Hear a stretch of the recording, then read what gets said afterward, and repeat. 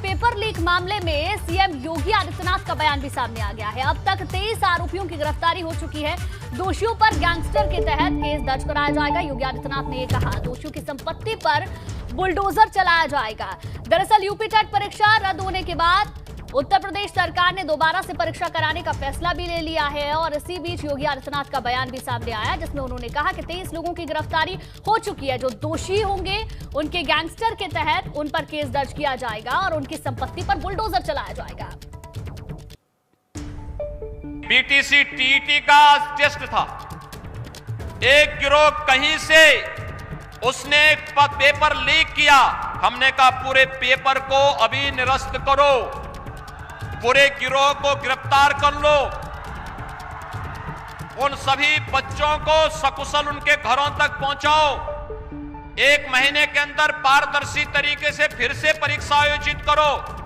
किसी भी बच्चे से कोई शुल्क अतिरिक्त नहीं लेंगे, उनके आने जाने की फ्री में व्यवस्था देंगे या उन बच्चों का जो आई कार्ड होगा उत्तर प्रदेश परिवहन निगम की बसेज में फ्री में आने जाने की सुविधा उसके माध्यम से उन बच्चों को प्राप्त होगी। ये सुविधा तो, लेकिन जिन लोगों ने ये शरारत की है वे भी सुन लें, उनके खिलाफ गैंगस्टर के तहत मुकदमा दर्ज हो रहा है और उनकी संपत्ति को जब्त कराने और राष्ट्रीय सुरक्षा कानून के अंतर्गत उनको सबको निरुद्ध करने जा रहे हैं। 23 लोग अब तक गिरफ्तार हो चुके हैं और शेष लोगों की गिरफ्तारी चल रही है और कोई कितना भी बड़ा क्यों नहीं होगा, उसके घर में बुलडोजर चलना तय है। तो योगी आदित्यनाथ का बयान भी इस पर सामने आ गया है। वहीं इस पूरे मामले पर अब सियासत भी हो रही है, क्योंकि अखिलेश यादव ने सरकार पर निशाना साधा है। 20 लाख बेरोजगारों के भविष्य के साथ सरकार खिलवाड़ कर रही है। अखिलेश यादव का कहना, उत्तर प्रदेश शैक्षिक भ्रष्टाचार के चरम पर है। सरकार में परीक्षा और परिणाम रद्द होना आम बात है। अब अखिलेश यादव ने ट्वीट क्या किया है, वो ट्वीट भी आपको बताते हैं। यूपी टेट 2021 की परीक्षा का पेपर लीक होने की वजह से रद्द होना अभ्यर्थियों के भविष्य के साथ खिलवाड़ है। ये ट्वीट अखिलेश यादव ने किया। आगे लिखते हैं, भाजपा सरकार में पेपर लीक होना, परीक्षा व परिणाम रद्द होना आम बात है। उप शैक्षिक भ्रष्टाचार के चरम पर है। बेरोजगारों का इनकलाब होगा, 22 में बदलाव होगा। यह ट्वीट अखिलेश यादव ने किया है। वहीं इस पूरे मामले को लेकर एसीएस बेसिक शिक्षा दीपक कुमार से बात की हमारे संवाददाता विवेक त्रिपाठी ने। आइए आपको सुनवाते हैं। टीटी पेपर लीक होने के मामले में एसीएस दीपक कुमार जी हमारे साथ हैं। हम उनसे बात करेंगे कि क्या प्रक्रिया है पूरी। सर, ये पेपर जो है उसकी प्रक्रिया क्या होती है, कहाँ से आता है, कैसे आता है, इसकी देखरेख कौन करता है, पूरी निगरानी की जिम्मेदारी किसकी है? ये पूरी एक ऑफिस बना हुआ अलग से, परीक्षा नियामक प्राधिकरण, और उसका ये काम होता है। और ये कोशिश की जाती है कि जो क्वेश्चन पेपर सेट हो वो एजेंसी सीक्रेट रखी जाती है और फिर ये जनपदों में पहुंचाया जाता है। 2-3 दिन पहले ही ट्रेजरी में रखा जाता है और जिस दिन परीक्षा होती है उस दिन ट्रेजरी से फिर परीक्षा केंद्रों पे जाता है और पुलिस अभिरक्षा में जाता है। तो ये कल रात देर रात ये बात आई कि सोशल मीडिया पे कुछ इस तरह की खबर लगी, तभी एसटीएफ एक्टिव हो गई और काफ़ी लोगों को चिन्हित किया गया। 23 गिरफ्तारियाँ भी हो गई हैं। सर, ये बताया जा रहा है कि जो अभ्यर्थी आए हैं वो बाहर के जनपदों से हैं तमाम, उनका किराया भी माफ़ किया जाएगा रोडवेज़ को। इसके लिए क्या कोई आदेश दिया गया है? जी हाँ, आज ये यूपीएसआरटीसी को ये निर्देश गए हैं कि जो बच्चे आए हैं वो अपने गंतव्य स्थल पर जाने के लिए यूपीएसआरटीसी बसों का उपयोग कर सकते हैं और अपने एडमिट कार्ड दिखा करके, और पुनः परीक्षा जो होगी वो इसी एप्लीकेशन फॉर्म पे होगी। नया एप्लीकेशन फॉर्म या फी उनको नहीं भरना पड़ेगा। इस पे सर क्या एफआईआर के भी आदेश दिए गए? जी हाँ, एफआईआर हो गई है। कितने लोगों की गिरफ्तारी है सर अभी तक? अभी तक 23 लोगों की गिरफ्तारी। सावधानियां क्या क्या बरती जाएं? और चलिए अब आपको 6 जगह की अलग अलग तस्वीरें दिखाते हैं। वो तस्वीरें आगरा, अमरोहा, गोरखपुर, हमीरपुर, हाथरस, कन्नौज की ये तस्वीरें हैं। सभी जगहों पर आप छात्रों में मायूसी देखेंगे। छात्र पेपर लीक होने के बाद एग्जाम रद्द होने से नाराज हैं। देखिए, लगभग 6 जगह की तस्वीर और एक ही जैसी नजर आएंगी। छात्रों की नाराजगी यहाँ पर सामने आई है, क्योंकि बहुत पहले से ये छात्र तैयारी करते हैं। तैयारी करने के बाद एग्जाम का प्रेशर होता है और उस प्रेशर के बीच जब एग्जाम देने पहुंचते हैं और पता चलता है कि पेपर लीक होने की वजह से रद्द हो गया, तो कहीं ना कहीं मनोबल भी छात्रों का टूटता है। अलग अलग जगह की ये तस्वीरें और लगभग एक ही जैसी तस्वीरें नजर आ रही हैं। वहीं गोरखपुर में भी टेट की परीक्षा रद्द होने के बाद छात्रों में मायूसी है। छात्र पेपर लीक होने के बाद से प्रशासन पर सवाल खड़े कर रहे हैं। अचानक से इस तरह से हो रहा है तो हम लोग का जा रहे हैं, खासकर वो लोग जो शादीशुदा है, जिनके बच्चे हैं। हम लोग किसी तरह टाइम निकाल के पढ़ते हैं, लास्ट मोमेंट पे आके कह रहे हो कि भाई जिसने किया लीक उसके पास बहुत टाइम है, बट हम लोग के पास टाइम नहीं है ना। हाँ, बताया गया है कि पेपर लीक हो चुका है, इस वजह से सब कैंसिल कर दिए।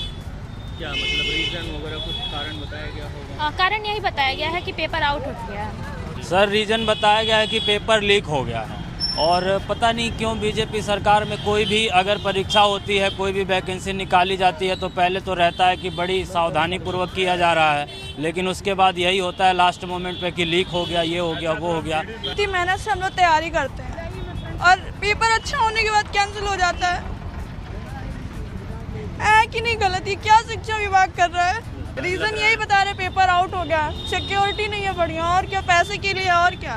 पेपर कैंसिल हो जाने से हम अभ्यर्थियों को बहुत बड़ा झटका लगा हुआ है, क्योंकि हमें इंतजार था कि इस साल वैकेंसी आएगी। अब आप लोगों को पता ही है कि 20 दिन में चुनाव आचार संहिता लागू होने वाला है, इसके बाद तो वैकेंसीज आएंगी नहीं। अब हम अभ्यर्थियों का क्या होगा? हम तो इसीलिए परेशान है, आखिर पेपर आउट कैसे हो गया? एग्जाम के दौरान पता चल रहा है पेपर आउट हो गया। हम लोग इतनी दिक्कतों से यहाँ आए हुए दूर से एग्जाम देने। वहीं भाजपा ने एक बार फिर सपा, बसपा और कांग्रेस समेत तमाम दलों को झटका दिया है। प्रदेश अध्यक्ष स्वतंत्र देव सिंह और deputy CM doctor Dinesh Sharma की मौजूदगी में कई दलों के नेता और पूर्व आईएएस और व्यापारी भाजपा में शामिल हुए। कांग्रेस और सपा से विधायक और पूर्व मंत्री जय नारायण तिवारी ने भाजपा का दामन थाम लिया। साथ ही गाजीपुर सदर से पूर्व विधायक और अखिलेश सरकार के मंत्री रहे विजय मिश्रा भी भाजपा में शामिल हो गए। बसपा नेता और दिल्ली बसपा के प्रभारी रहे मनोज दिवाकर भी भाजपा में आ गए हैं। जाटव समाज से आने वाले और बसपा में कई पदों पर रहे जगदेव भी हाथी की सवारी छोड़ कमल के पाले में पहुंच चुके हैं। वहीं कांग्रेस के पूर्व विधायक राम शिरोमणि शुक्ला भाजपा में शामिल हो गए हैं। राम शिरोमणि शुक्ला पहले भी भाजपा में ही विधायक रह चुके हैं। उन्नाव में रहने वाले बसपा नेता धर्मेंद्र पांडे भी भाजपा में शामिल हो गए हैं। इसके अलावा औरैया से 3 बार विधायक और कभी बसपा कभी सपा में जाने वाले मदन गौतम ने भी भाजपा का ही दामन थाम लिया है। वहीं कुंवर अभिमन्यु प्रताप सिंह भी भाजपा में शामिल हुए हैं। ये उस सियासी परिवार से आते हैं जिनके परिवार के लोग विधायक रहे हैं। इसके अलावा रिटायर्ड आईएएस अशोक कुमार सिंह ने भी भाजपा ज्वाइन कर ली है। साथ ही लखनऊ, सीतापुर, लखीमपुर में कई संस्था चलाने वाले व्यापारी अखिलेश वर्मा ने भी भाजपा का दामन थाम लिया। इस दौरान स्वतंत्र देव सिंह ने वंशवाद को लेकर विपक्ष पर हमला बोला। देश और राज्य का दुर्भाग्य है कि राजनीति करते करते लोग वंशवाद और परिवारवाद की राजनीति करने लगे। एक संकुचित विचार एक दायरे में आ गए। केवल मैं और मेरी पत्नी, मैं और मेरा परिवार, यानी जाति से लोग भी भटक गए, समाज से भटक गए और प्रदेश के विकास से भटक गए। मात्र भारतीय जनता पार्टी देश में एकमात्र एक ऐसा दल है, आज भी उसके नेता तपस्वी हैं और सत्ता गरीब के लिए, गरीबों के लिए है और सत्ता गरीब के विकास के लिए है। योगी सरकार प्रदेश को एक्सप्रेसवे की सौगात दे रही है। पूर्वांचल एक्सप्रेसवे के बाद अब बुंदेलखंड एक्सप्रेसवे के लोकार्पण की तैयारी है। इसी सिलसिले में अपर मुख्य सचिव गृह और यूपीडा के सीईओ अवनीश अवस्थी बुंदेलखंड एक्सप्रेसवे का निरीक्षण करने हेलीकॉप्टर से चित्रकूट पहुंचे, जहां जिला प्रशासन और यूपीडा के तमाम अधिकारी मौजूद रहे। अवनीश अवस्थी ने यहां अधिकारियों के साथ बैठक की, साथ ही बुंदेलखंड एक्सप्रेसवे के निर्माण काम का जायजा भी लिया। आपको बता दें कि दिसंबर के आखिरी सप्ताह में प्रधानमंत्री मोदी लोकार्पण करेंगे। इसका करीब 80% काम भी पूरा हो चुका है। बुंदेलखंड एक्सप्रेसवे 296 किलोमीटर लंबा है। चित्रकूट से इटावा तक ये एक्सप्रेसवे 7 जिलों से होकर गुजरता है, जिसमें चित्रकूट, बांदा, हमीरपुर, महोबा, जालौन, औरैया, इटावा शामिल है। साथ ही आपको यह भी बता दें कि बुंदेलखंड एक्सप्रेसवे योगी सरकार की महत्वाकांक्षी परियोजना है। वो सभी सीनियर ऑफिसर्स थे, उनके साथ हम लोग ने अपने सीनियर बुंदेलखंड एक्सप्रेसवे के सीनियर ऑफिसर्स के साथ रिव्यू किया। हमारी कोशिश है कि जल्दी से जल्दी इसका जो है सड़क का काम पूरा हो जाए और लोगों को इसका लाभ मिलने लगे। चित्रकूट से दिल्ली 5 से 6 घंटे में लोग पहुंचने लग जाएं, ये हमारा तो 24 महीने भी नहीं हुए हैं, जबकि एक प्रोजेक्ट की टाइमलाइन 36 महीने की है। लेकिन इसको एक्स्ट्रा फास्ट करके हम लोग तेज़ी से करा रहे हैं। इस बार थोड़ा सा बरसात ज़्यादा हुई थी, नदियों में पानी ज़्यादा था, इसलिए थोड़ा सा हम महीने 2 महीने आगे पीछे हो गए, नहीं तो अभी तक काफ़ी काम और आगे बढ़ गया होता। पूरा प्रोजेक्ट का 80% काम पूरा हो गया, 80 से ज़्यादा पूरा हो गया। कोशिश हमारी है कि अगले 1 महीने में इसको जितना जल्दी हो सकते कर ले, और जो मेन कैरेज वे है उसकी मुख्यमंत्री जी का ये है कि उसको हम लोग शुरू करें। चित्रकूट में एक्सप्रेस वे का निरीक्षण करने के लिए एसीएस अवनीश अवस्थी बांदा पहुंचे। बांदा में कनवारा गांव के नजदीक एक्सप्रेस वे का स्थलीय निरीक्षण किया और एक्सप्रेस वे के अधिकारियों को निर्माण कार्य जल्द पूरा करने के निर्देश दिए। निरीक्षण के बाद अवनीश अवस्थी ने वरिष्ठ प्रशासनिक अधिकारी और एक्सप्रेस वे के अधिकारियों के साथ निर्माण कार्य को लेकर समीक्षा बैठक भी की। इस दौरान अपर मुख्य सचिव ने बताया कि जनवरी 2020 में बुंदेलखंड का कार्य शुरू हुआ था, अभी 24 महीने भी पूरे नहीं हुए हैं और एक्सप्रेस वे का 80% से अधिक कार्य पूरा हो चुका है और बहुत ही शीघ्र यह पूरी तरीके से बनकर तैयार भी हो जाएगा।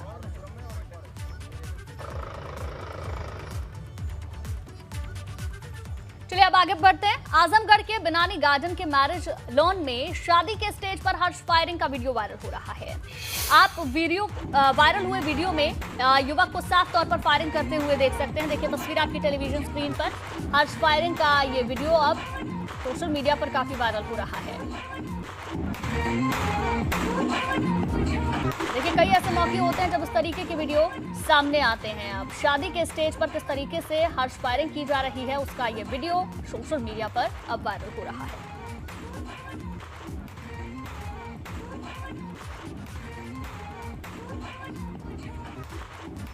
आगे बढ़ते हैं खबर गोंडा से, जहां शिवनगर कॉलोनी में 24 नवंबर को प्रेम प्रसंग के चलते हुई 3 लोगों की हत्या हो गई। इस मामले में घोषित इनाम की राशि 50,000 से बढ़ाकर 1 लाख रुपए कर दी गई और फिर भी पुलिस के हाथ अभी तक मुख्य आरोपी तक पुलिस नहीं पहुंच पाई है। पुलिस ने मुख्य आरोपी के सहयोगी शत्रुघ्न को गिरफ्तार कर लिया है, जिसने बताया कि आरोपी अशोक लड़की से शादी करना चाहता था, लेकिन घर वाले शादी करने से मना कर रहे थे, जिसके बाद अशोक ने परेशान होकर पूरी इस घटना की प्लानिंग की।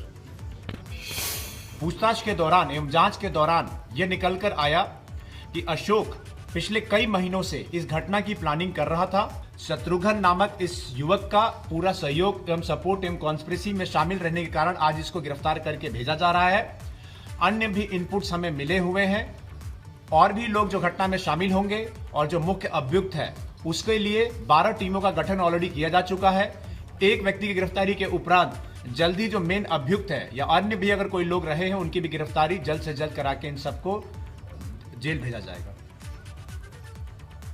और लखनऊ से इस वक्त की बड़ी खबर मिल रही है। भीम आर्मी चीफ चंद्रशेखर रावत ने अखिलेश यादव से मुलाकात की है। दोनों के बीच करीब 15 मिनट तक बातचीत हुई है। ये बड़ी खबर आपको बता दें, लखनऊ से खबर, जहां भीम आर्मी के चीफ हैं चंद्रशेखर रावत, जिनकी मुलाकात अखिलेश यादव से हुई है। चुनावी माहौल है, ऐसे में हर एक मुलाकात के अपने मायने हैं। दोनों के बीच करीब 15 मिनट तक बातचीत हुई है। बातचीत में क्या खास रहा ये भी बेहद महत्वपूर्ण हो जाता है, क्योंकि हर एक मुलाकात, हर एक बयान अपने आप में इस वक्त अलग और महत्वपूर्ण भूमिका निभाता है।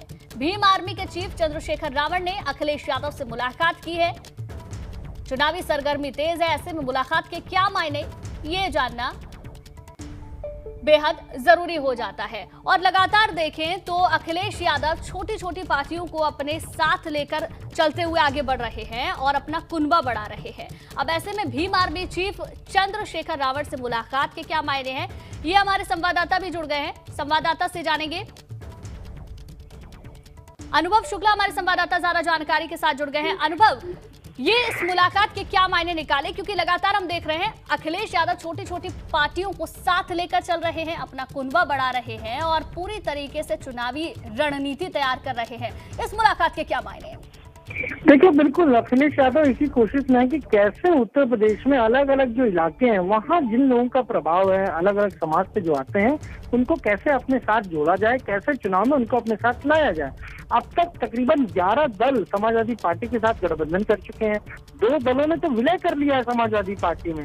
और चंद्रशेखर आजाद रावत, अगर हम कहें, जो भीम आर्मी चीफ है, आज अखिलेश यादव से लखनऊ में मुलाकात हुई। अखिलेश यादव को प्रतापगढ़ जाना था एक निजी कार्यक्रम में शामिल होने के लिए, लेकिन उससे पहले चंद्रशेखर वहाँ पहुँचते हैं, वहाँ मुलाकात होती है। तकरीबन 45 मिनट तक ये मुलाकात चलती है। और 2 दिन पहले देखिए, जब संविधान बचाओ महापंचायत हुई लखनऊ में, जिसे सावित्रीबाई फूले ने यहाँ कराया लखनऊ में, उसमें पूर्व सांसद और डॉक्टर भीमराव अंबेडकर के जो पौत्र हैं वो आए हुए थे, प्रकाश आंबेडकर।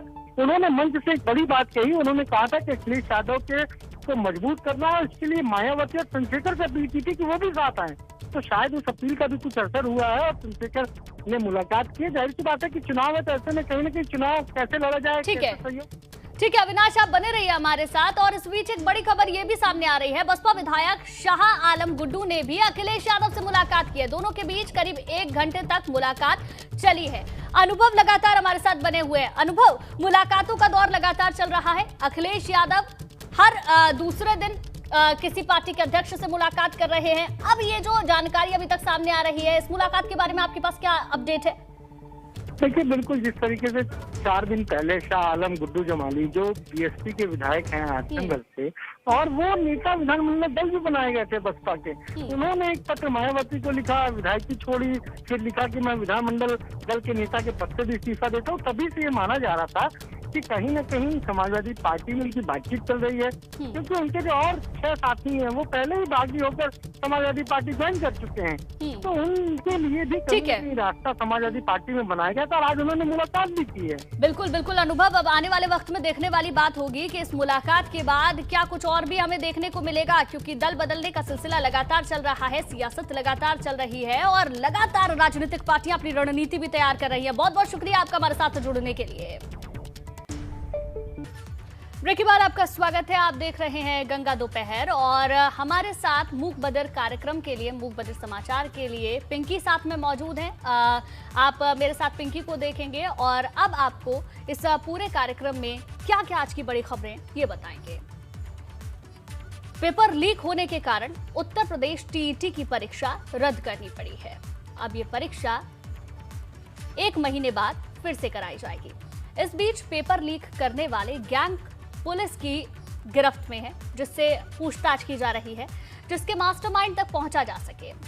एसटीएफ इसकी जांच करेगी। वहीं ADG law and order Prashant Kumar ने बताया कि अब तक यूपी के अलग अलग इलाकों से 23 लोगों की गिरफ्तारी हुई है। सबसे ज्यादा 13 लोग प्रयागराज से गिरफ्तार किए गए हैं। भाजपा ने एक बार फिर सपा, बसपा और कांग्रेस समेत तमाम दलों को झटका दिया है। प्रदेश अध्यक्ष स्वतंत्र देव सिंह और deputy CM doctor Dinesh Sharma की मौजूदगी में कई दलों के नेताओं, पूर्व आईएएस और व्यापारी भाजपा में शामिल हुए। कांग्रेस और सपा से विधायक और पूर्व मंत्री जय नारायण तिवारी ने भाजपा का दामन थाम लिया। साथ ही गाजीपुर सदर से पूर्व विधायक और अखिलेश सरकार के मंत्री रहे विजय मिश्रा भी भाजपा में शामिल हुए। बसपा नेता और दिल्ली बसपा के प्रभारी रहे मनोज दिवाकर भी भाजपा में आ गए हैं। वहीं पतंजलि विश्वविद्यालय का पहले दीक्षांत समारोह में मुख्य अतिथि के रूप में राष्ट्रपति रामनाथ कोविंद ने शिरकत की। पतंजलि विश्वविद्यालय के दीक्षांत समारोह में पहुंचने पर विश्वविद्यालय के कुलाधिपति बाबा रामदेव और कुलपति आचार्य बालकृष्ण शास्त्री ने राष्ट्रपति रामनाथ कोविंद को शॉल और रुद्राक्ष की माला भेंटकर उनका सम्मान किया। इस मौके पर राष्ट्रपति ने योग के क्षेत्र में किए गए पतंजलि के काम को लेकर उनकी तारीफ की। चलिए यहाँ पर रुकेंगे एक छोटे से ब्रेक के लिए। ब्रेक के बाद फौरन हाजिर होते हैं।